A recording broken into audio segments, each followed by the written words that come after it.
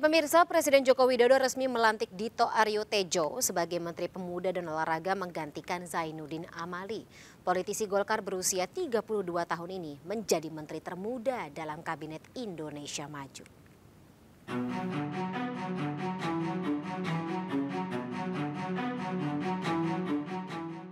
Dito menjadi salah satu nama yang diajukan oleh Partai Golkar kepada Presiden Joko Widodo. Dito Aryo Tejo lahir di Jakarta 25 September 1990. Sebelum terjun ke dunia politik, pria berusia 32 tahun itu sempat merintis sejumlah usaha. Tahun 2021 bersama artis Raffi Ahmad, ia membentuk Rans Sport dan menjabat sebagai Chairman Rans Nusantara FC. Semasa kuliah, Dito aktif berorganisasi di BEM Fakultas Hukum Universitas Indonesia. Ia juga sempat menjadi Ketua Angkatan Muda Pembaruan Indonesia atau AMPI yang merupakan organisasi sayap Partai Golkar. Pengalaman organisasinya itu mengantarnya dipercaya menjadi Ketua DPP Partai Golkar bidang inovasi sosial dan ormas. Dito menjadi Ketua Bidang termuda sepanjang sejarah Partai Golkar. Saat ini, Dito dipercaya menjabat sebagai Kepala Lembaga Inovasi dan Kreativitas DPP Partai Golkar. Tak hanya di internal partai, karir Dito di pemerintahan juga tergolong moncer. Pada bulan April 2022, Dito masuk dalam jajaran tim ahli Menko Perekonomian Erlangga Hartarto sekaligus menjadikan Dito sebagai anggota tim ahli termuda. Sebelumnya, Partai Golkar mengajukan 4 nama untuk menggantikan Zainuddin Amali sebagai Menpora kepada Presiden. Mereka adalah Ilham Permana, Dev Laksono, Dito Aryo Tejo, dan Putri Komarudin. Akhirnya Presiden Joko Widodo memilih Dito untuk mengisi jabatan sebagai Menteri Pemuda dan Olahraga. Dari Jakarta, tim liputan iNews melaporkan. Ya pemirsa, Presiden Joko Widodo melantik Dito Aryo Tejo sebagai Menteri Pemuda dan Olahraga di Istana Kepresidenan sore hari ini. Dito dipilih menggantikan sosok Zainuddin Amali yang mundur usai terpilih menjadi Wakil Ketua Umum PSSI. Dinilai sebagai sosok muda yang kreatif dan juga suka berinovasi, Dito dianggap mampu bekerja sebagai pemain tim. Dito juga merupakan kader muda Partai Golkar yang berusia 32 tahun dan sebelumnya ia merupakan staf khusus atau stafsus bidang hubungan antar lembaga di Kementerian Koordinator Bidang Perekonomian. Kita akan bahas lebih dalam terkait dengan bagaimana kita akan menakar sepak terjang Menteri Termuda Kabinet Jokowi ini. Kita sudah bergabung bersama dengan para narasumber lewat sambungan Zoom.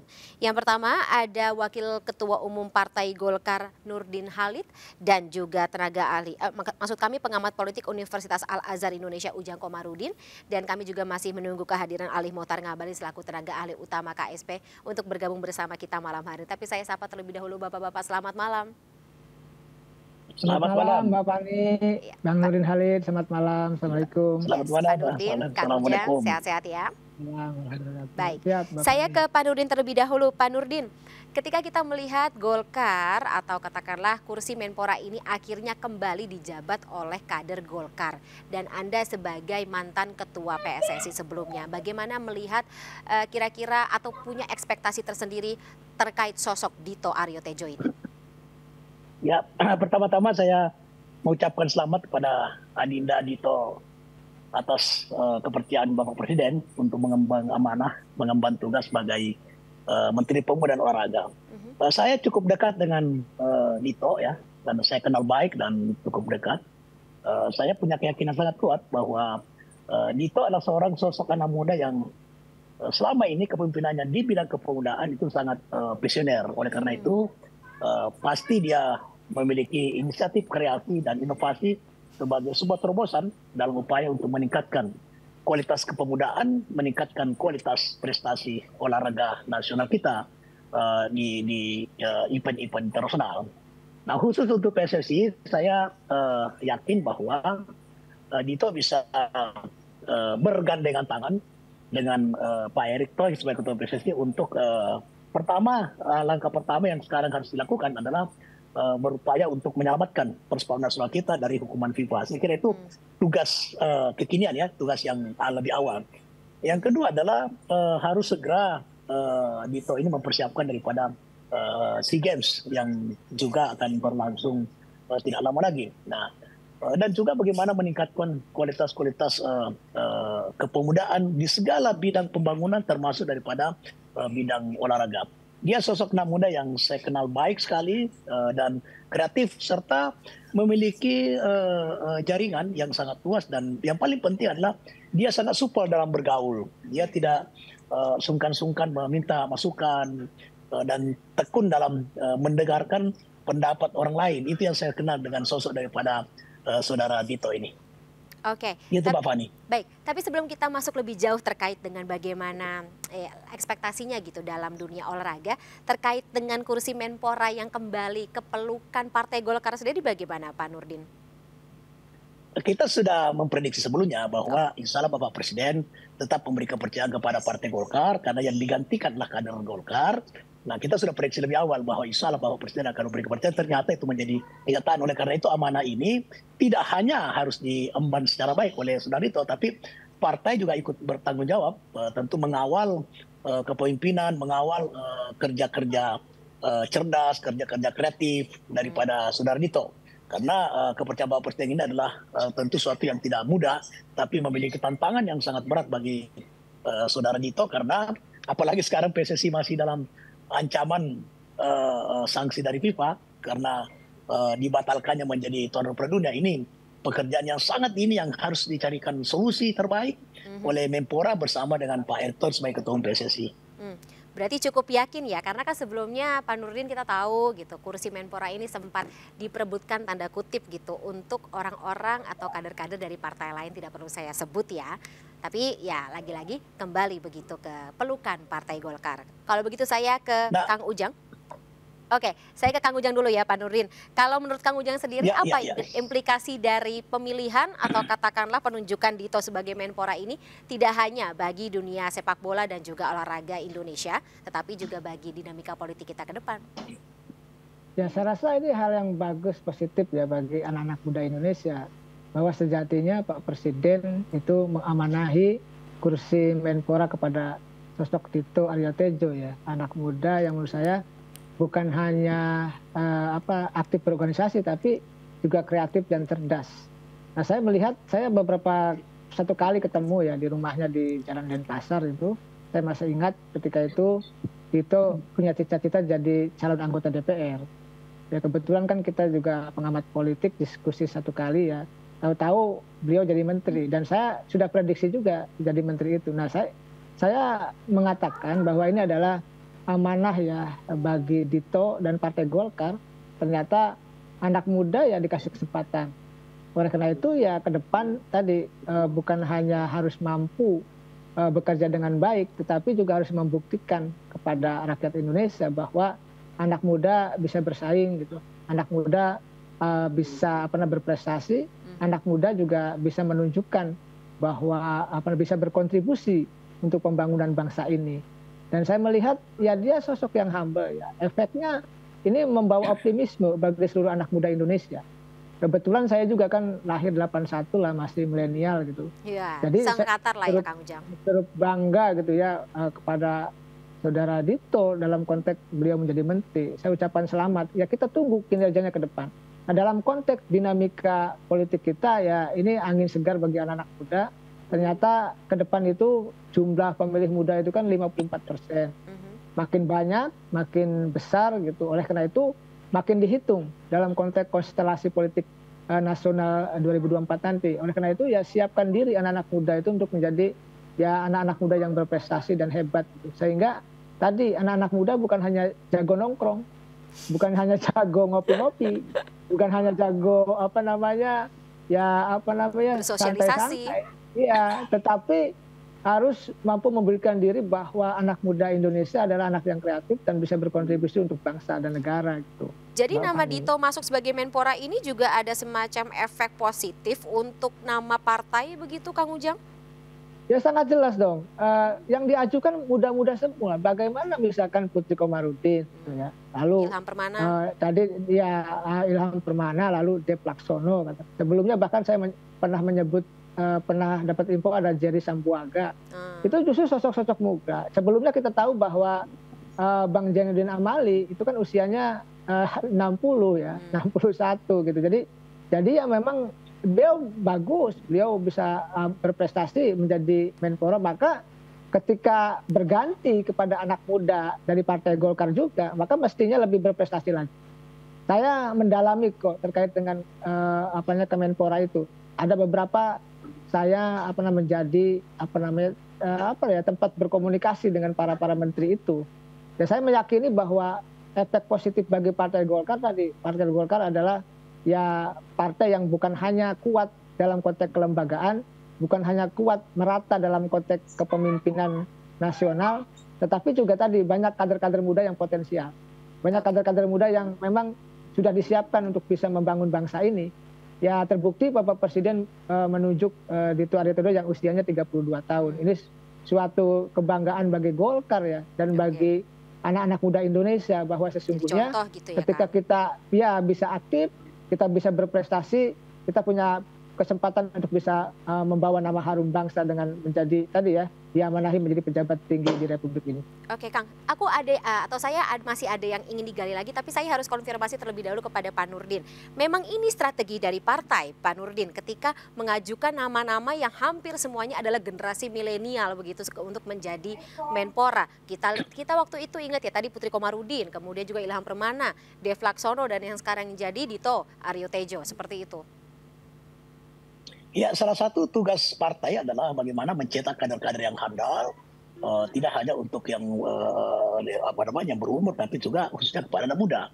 Karena di Golkar itu banyak sekali, kita ada dua lembaga yang memang bergerak di bidang kepemudaan, yaitu Angkatan Muda Pembaruan yang dulu ketemunya Saudara Dito, dan Angkatan Muda Partai Golkar yang juga dua lembaga ini memang ditugaskan untuk mencetak kader-kader muda di dalam rangka menyambung kepemimpinan Partai Golkar, juga untuk menyambung kepemimpinan di nasional. Nah, ketika ada ruang dan ada peluang untuk memberikan kesempatan kepada anak muda kita untuk berkiprah, sekaligus melatih diri dan memberi contoh kepada pemuda-pemuda Indonesia yang lainnya bahwa ketika generasi muda itu berprestasi, maka dia ada ruang, ada tempat yang diberikan oleh partai untuk bisa berkiprah dalam mengabdi kepada Republik, kepada negeri ini.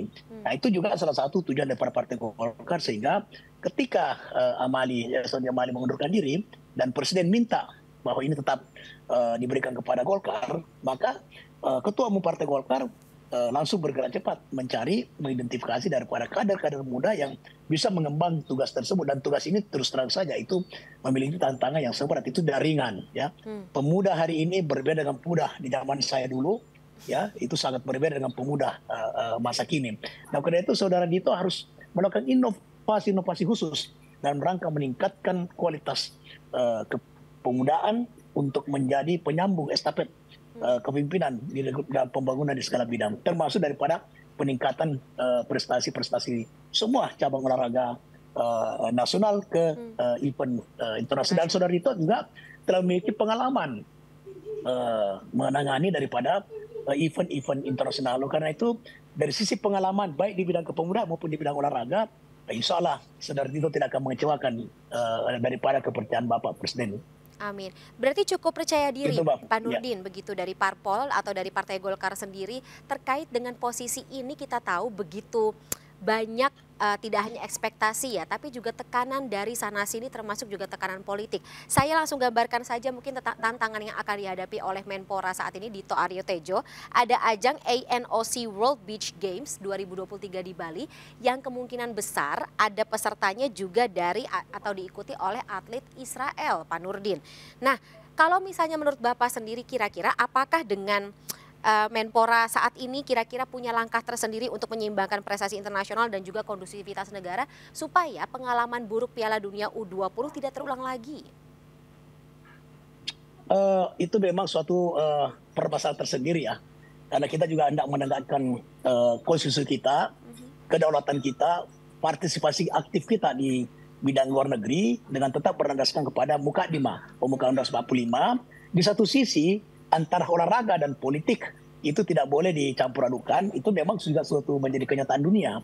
Tetapi ada hal-hal yang prinsip sekali yang tidak boleh kita abaikan, yaitu mengenai mengembang daripada kedaulatan negara kita.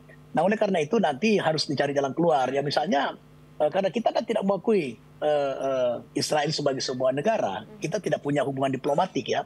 Nah, kalau dia datang tanpa hanya menggunakan nama Israel tapi tidak perlu mengibarkan bendera Israel, tidak menyanyikan lagu Israel, mungkin itu salah satu jalan keluar. Dia boleh bertanding, tapi tidak membawakan simbol-simbol daripada negara yang bersangkutan, itu mungkin bisa diterima, itu salah satu jalan keluar. Karena kalau tidak memang agak susah memang, dan ini bukan persoalan pada Menpora, tapi itu ada persoalan pemerintah Republik Indonesia, persoalan rakyat seluruh Indonesia, bukan hanya persoalan Menpora itu. Kalau bicara soal kehadiran Israel dengan segala simbol-simbolnya, itu mungkin memang persoalan yang komplit yang dihadapi oleh bangsa ini, bukan oleh Menpora saja, tapi oleh bangsa ini. Termasuk sebenarnya memang salah satu partisipasinya, kalau misalnya sepak bola kita bicara mengenai PSSI, berarti kan ini badan olahraga dari cabur yang bersangkutan ya juga. Tapi kan kita bicara mengenai Menpora yang baru terpilih, tentunya ada ekspektasi, karena kalau tadi seperti kata Kang Ujang Kang Ujang bilang gitu, ketika seorang milenial terpilih menjadi menteri begitu, pasti ada perspektif yang berbeda dengan menteri-menteri yang dijabat generasi sebelumnya gitu. Ada visi misi yang berbeda tentunya. Apakah ini dari parpol sendiri sudah ada semacam instruksi begitu, Pak Nurdin, supaya untuk menyamakan visi misi dan juga perspektif tersebut? Ya, jadi tentu ada briefing dari ketua umum, tapi itu yang bersifat strategis ya, bukan bersifat teknis, bukan bersifat taktis ya, itu bersifat yang sangat visioner itu. Dalam rangka misalnya saya ambil contoh sepak bola, ya tentu diharapkan kepada Menpora yang baru ini adalah dari Partai Golkar mengharapkan untuk terciptanya industri bola di Indonesia, dalam rangka mengikutsertakan Indonesia dalam pentas dunia.